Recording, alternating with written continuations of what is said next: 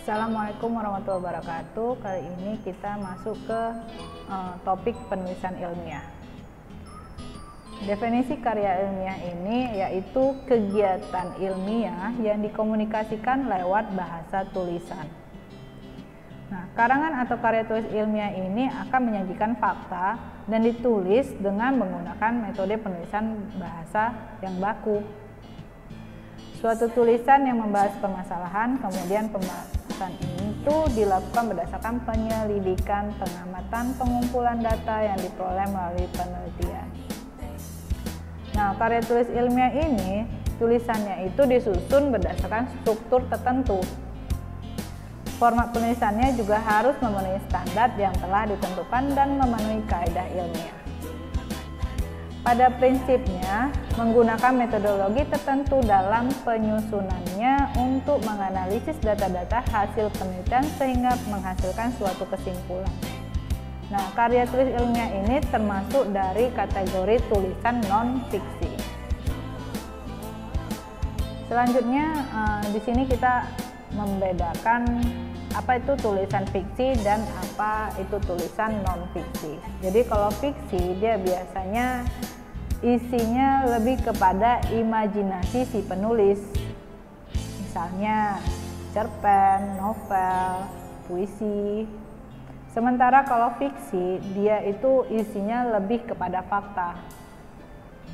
Contohnya esai, opini, kolom, hasil reportase atau investigasi, laporan hasil penelitian dalam bentuk artikel ilmiah populer di media massa, contohnya koran, majalah, buletin, jurnal ilmiah.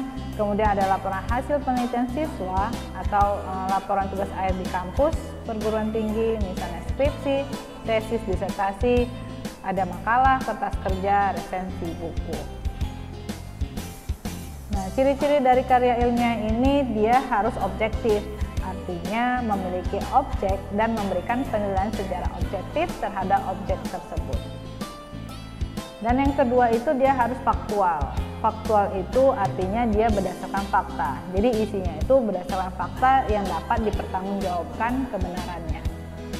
Yang ketiga, dia bermetode. Jadi disusun berdasarkan metode ilmiah tertentu. Dan yang terakhir dia harus cermat dan jujur, yang artinya dia mengangkat hal yang sebenarnya. Nah, itulah ciri-ciri dari karya ilmiah. Nah, untuk jenis-jenis penulisan karya ilmiah, tadi sebelumnya udah dibahas juga. Jadi untuk karya ilmiah hasil penelitian, dia ada skripsi, tesis, disertasi, artikel ilmiah, kemudian ada jurnal ilmiah. Dan kalau untuk yang non-riset, ada buku atau bahan ajar, artikel teoretik atau konsep, jurnal berupa teoretik atau konsep, ataupun makalah ilmiah. Nah, di sini kita membahas lebih dalam mengenai jenis karya tulis ilmiah yang tadi. Nah, untuk makalah merupakan salah satu karya ilmiah yang berisi ide berdasarkan pada studi pustaka atau kajian lapangan. Nah, biasanya makalah ini adalah sebagai syarat penyelesaian tugas pada salah satu mata kuliah. Jadi si penulis karya ilmiah ini cukup membaca beberapa buku yang berkenaan dengan mata kuliah tersebut, kemudian disusun sebagai laporan tertulis. Kemudian ada namanya laporan penelitian. Nah, laporan penelitian ini juga termasuk dari karya ilmiah yang disusun dengan tujuan untuk menyajikan atau melaporkan kegiatan penelitian yang telah dilaksanakan. Dan ada namanya skripsi. Skripsi ini karya tulis ilmiah resmi yang membahas permasalahan dalam bidang tertentu. Jadi misalnya untuk tujuan tugas akhir dari memperoleh gelar sarjana. Kalau misalnya dia adalah jurusan akuntansi, accounting, maka bidang permasalahannya itu seharusnya di bidang accounting, masih berhubungan di bidang accounting. Nah, ada juga namanya tesis. Kalau tesis ini adalah tulisan ilmiah resmi juga yang berfokus pada pengujian teori yang telah ada. Jadi biasanya isi dari tesis ini lebih kepada pengujian teori yang telah ada.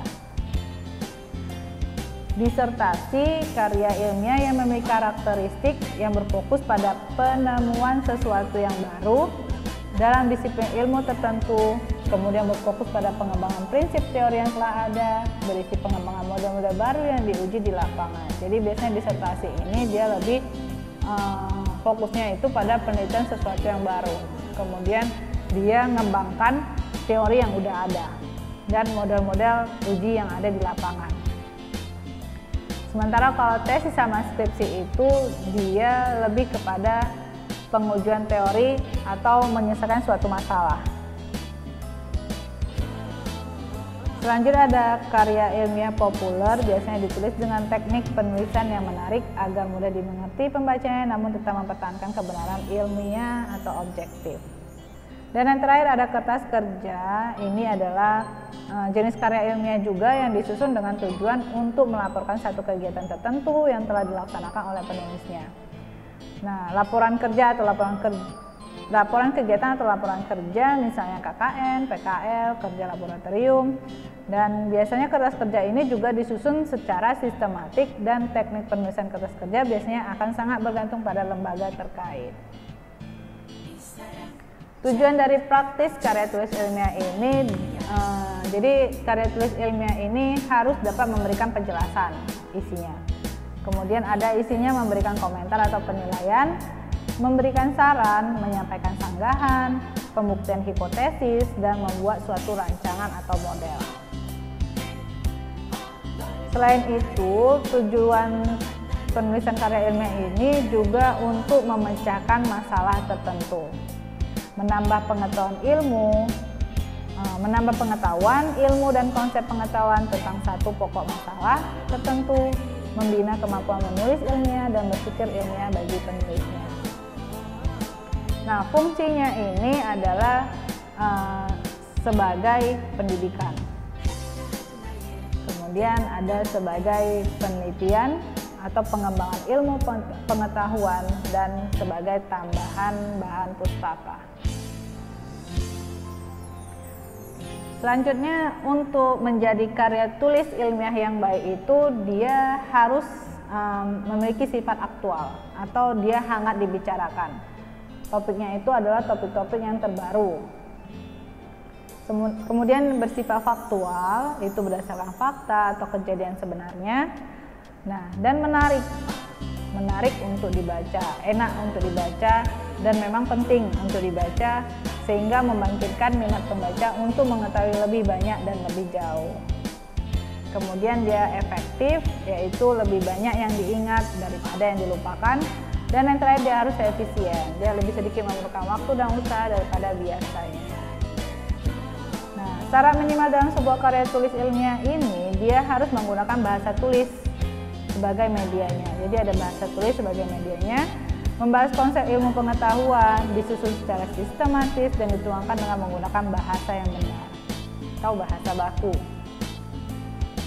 Nah, selanjutnya manfaat dari penyusunan karangan ilmiah ini agar si penulis akan terlatih mengembangkan keterampilan membaca yang efektif, karena sebelum menulis karya ilmiah seharusnya si penulis ini membaca terlebih dahulu ke pustakaan yang ada relevansinya dengan topik yang akan dibahas.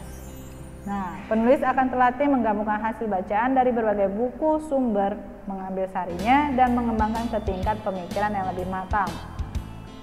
Nah, kemudian penulis ini biasanya berkenalan dengan kegiatan perpustakaan seperti membaca bahan bacaan dalam katalog pengarang atau katalog judul buku. Nah, penulis ini akan dapat meningkatkan keterampilan dalam mengorganisasikan dan menyajikan fakta secara jelas dan sistematis.